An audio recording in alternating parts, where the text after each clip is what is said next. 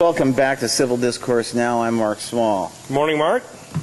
Paul Ogden. I was going to ask you who you are. I'm Paul Ogden. Good Still morning, Paul Ogden. I was last segment, but I thought about being somebody else, but I'm not going to. Well, that's a good idea, maintaining one's identity, unless you're in witness protection. Right. It's August 18th, 2012. We're shooting to you from Indianapolis, Indiana, Broad Ripple In section. undisclosed location. Undisclosed location outdoors. A beautiful day. It's not 110 degrees like it was a couple of weeks ago. Exactly. It's nice. We were talking last segment about the privatization or the impending proposed privatization of Indiana's lottery. Indiana's lottery is owned by the state, and the state of Indiana had a scandal because the offices of the lottery were just really plush. Lavish. Right. Lavish. And oversight of the Lottery Commission presumably would be within the executive branch of government. Would that be correct? With the governor, correct. So the governor didn't really oversee that very well. One could certainly make that conclusion. Now, the governor's a very busy man, and he appoints people beneath him to do that, but I think one could argue they failed in their responsibilities. Well, and they also failed in their responsibilities on the contract with IBM and Family Services, right? Yes, I think even they have admitted that they messed up with that. And they screwed up on the oversight of the Indiana Toll Road, kind of. I'm not as familiar with that. Okay. I mean, if all these things are being screwed up in terms of oversight by people that he appointed, what is he doing? The problem is, with these privatization efforts, and I should talk about in the early 90s, privatization really came to the forefront. Conservatives were pushing it. And the idea is that you provide a service, government provides a service, they don't have an incentive to do it in a efficient manner. There's no market incentive, that's what I'm trying to say. So conservatives came up with the idea of privatization. I shouldn't say conservatives found it, because there were liberals that favored it too. And the idea was that you bring in the market and have a company do it. And if that company is not doing a good job, you turn it over to another company. And these companies compete against each other. Hasn't worked out like that at all. Well, there are certain government functions that aren't subject to competitive dynamics. Like, you don't really want prisons run, for example, on a competitive basis. And they have done that. They have privatized prisons, and I would argue that you're exactly right. Even my libertarian friends say that's one area you should not privatize. Because people, even with jails, people confuse jails and prisons all the time. And the general attitude of the public is, well, if they committed a crime, they wouldn't have been arrested and they wouldn't be in jail. But there is no strong public push to provide oversight to these private companies that regulate jails and prisons. And that's a whole other show. And it leads to a lot of abuses in jails and prisons. Yeah, and cutting corners. And another problem is that CCA, Corrections Corporation of America, is pushing a contract. They'll run a state's prison system, and in return, one of their contracts provides that the state guarantees a 90% occupancy of the prison. That means, in other words, that the state is guaranteeing that it's going to put people in there for crimes, period. And that's not what we have a system of justice. And I think there was a scandal in Pennsylvania about that. I don't know if you read about that or not. Two judges in juvenile court were putting people into facilities, because people processed through the juvenile system are treated differently than in the adult criminal justice system for a variety of reasons. Mm-hmm. But you don't put a kid into, here it's called boys' school, right. one facility. You don't put them into kids' jail except as a last resort. And these two judges in Pennsylvania were doing it because they were benefiting from it. The contract was set up such that they could benefit from putting kids into jail, and one of the kids committed suicide. Yeah. But getting back to the lottery. Right. The lottery is the numbers. I mean, all you're doing is either picking numbers or letting a computer pick numbers for you. Right. And the numbers here in Indiana, it started out as just once a week. The numbers would be chosen. They'd be chosen in this like plastic chamber, and ping pong balls with numbers would be on them, and 6 numbers would pop out. And then we joined a multi-state association, and we started having Powerball. And that had we still had our Hoosier lottery, right. But in addition we had the Powerball, and the Powerball is they still use the chamber with the balls. It's a multi-state lottery. Yeah, a bunch of states are in it that has a multiplying effect on the jackpot. So people can win $300 and $400 million, and has like 3 or 4 million. It's just not enough money. So 300 or 400 million is much more attractive. Yeah, I'm being sarcastic because I'd be happy with 3 or 4 million. Well, I'd be happy with 1 million. I can name that song in one note. Great show. Yeah, I know. But the whole thing is the state of Indiana owned it. There's no overhead. There's virtually no overhead. About the only overhead you have to have is you've got the machines that are in the stores, but that's kind of a fixed item. Right.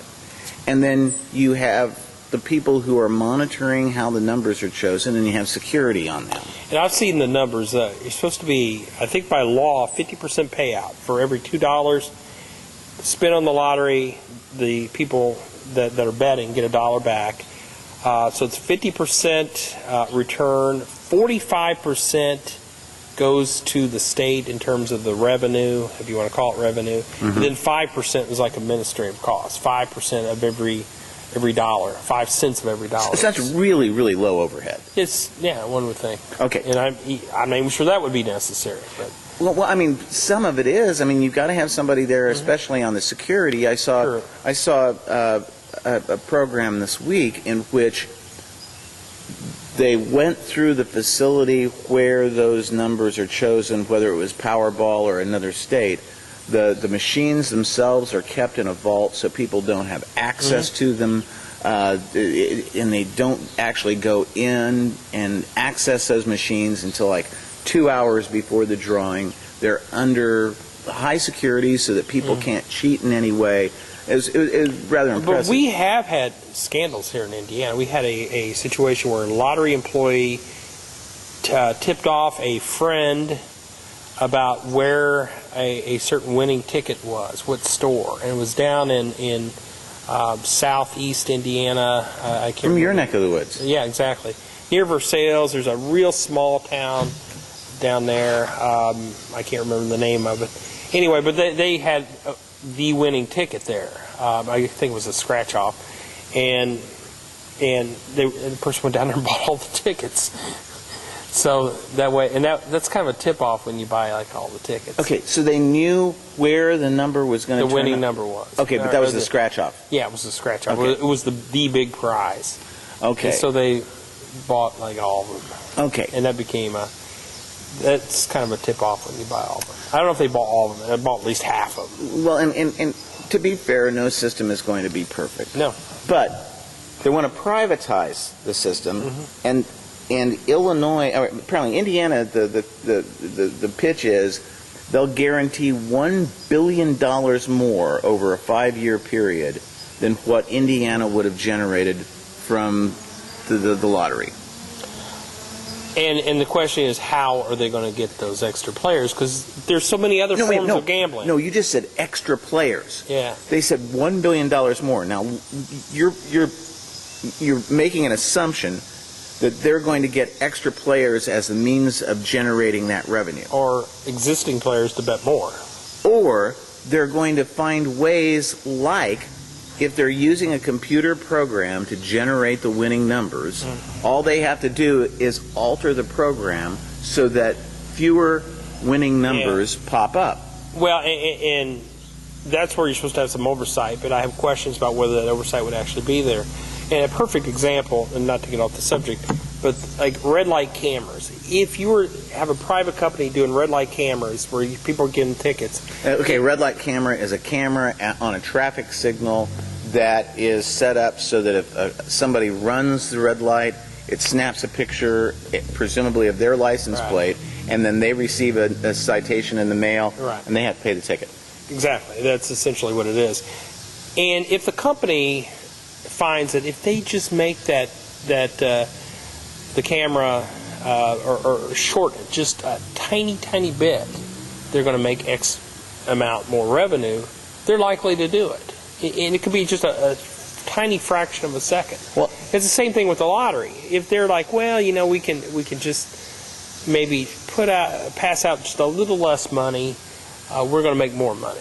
If they change the percents just a little bit. And granted, there's supposed to be oversight, but we've seen time and time again with these privatization efforts, you have long-term contracts, you have politicians that are getting money, campaign contributions, you have people from the executive branch or legislative branch leaving government to go work for those companies. And before they do that, they're being flown to wherever it is that the company wants to meet with them and play golf, or look at a beautiful sunset over the ocean and be feted and given really nice meals and stuff like that.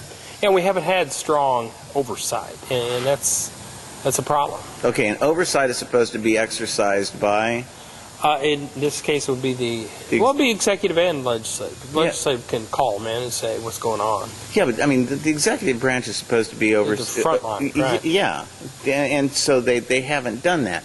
So, and I should point out, we talked about off air. We talked about the Medicare privatization, how that blew up and became a big issue. It was the legislative branch. People forget that. It was the legislative branch. In fact, it was two Republicans who, after 2008 election, who took on the governor, who said this is not working. And the Governor Daniels, got very, very mad at these two individuals. And they pushed forward with hearings, and eventually Governor Daniels had to back down and admit that it was a mistake. And it was a giant mistake. I mean, a really giant mistake. Right. And it should have been one indication that there was a mistake is when you put out a bid and all the specifications and you only have one bidder. That's not competition. No, and it's generally, I think the term for some situations like that, I wouldn't use that on that specific situation, but I think it's called bid rigging in some instances. Well, I don't know if it was that and I'm not saying it was that in that instance. I don't know if there were a lot of companies who actually do that type of deal. But the fact is, you're exactly right. You can change the specifications on a bid to fix it so only one company could actually qualify. Yes, and in terms of, we're looking at the lottery here. Before we move back to that, I would point out the Medicare thing. The director of FSSA, who did the privatization. You're thumping the table again. I'm thumping the table, sorry. He actually came from the company, one of the subcontractors who actually won the bid. That's not a good sign either. No. I mean, when you're... Now, he claims, well, I was walled off, I didn't make the decision. Yeah, right. It's not a good idea to hire somebody the revolving door is a bad idea. We're at the end of our second segment. We'll be back in just a couple minutes. It is. Like what